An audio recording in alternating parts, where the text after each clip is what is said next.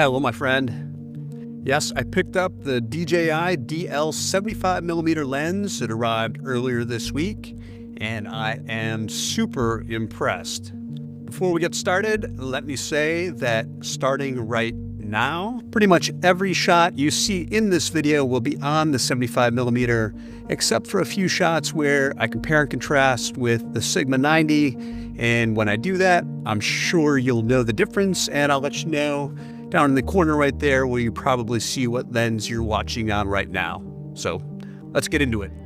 So like I just mentioned, the lens showed up and I took it out the very next morning to the beach for a sunrise, and I was just blown away at the image quality.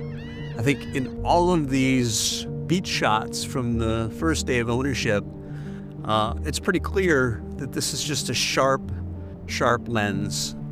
You get incredible detail. You can see textures and fine lines, and the lens flares on this thing are incredible. Like, the natural lens flares when shooting wide open on this lens, I think, are unbelievable. Really think it adds some character to the shots. And then when we get into these bird shots, you can see, I think, the detail in both the rock, the bird's feathers, the water.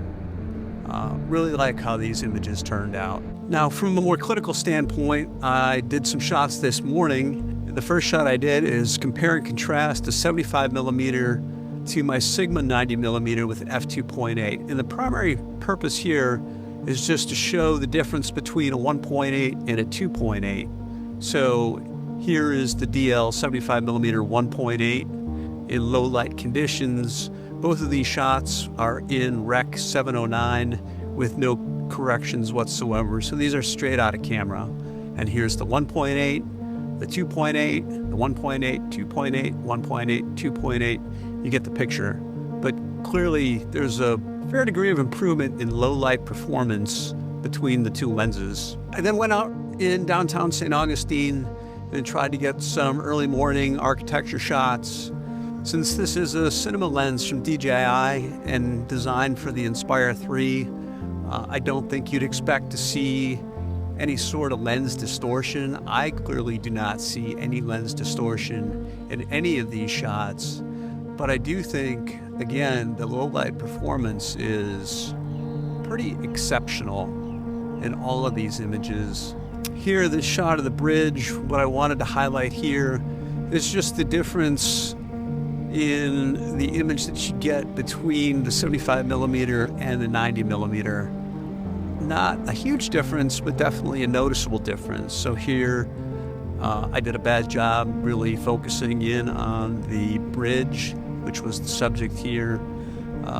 Not really the point. The point is, here is the 75mm, here's the 90mm, 75-90, 75-90. You get the picture there. Here with the palm tree, I think you get a good feel for the amazing lens flares, again, shot wide open. But I think if you zoom in on this image, maybe freeze frame, zoom in, get an appreciation for the minimal chromatic aberration or color fringing that you see in the image, like on the edges between the shadows and the highlights here. I think it looks really clean. And again, you can see some of the lens flares. In this slow-mo shot here, I think this brings it all together.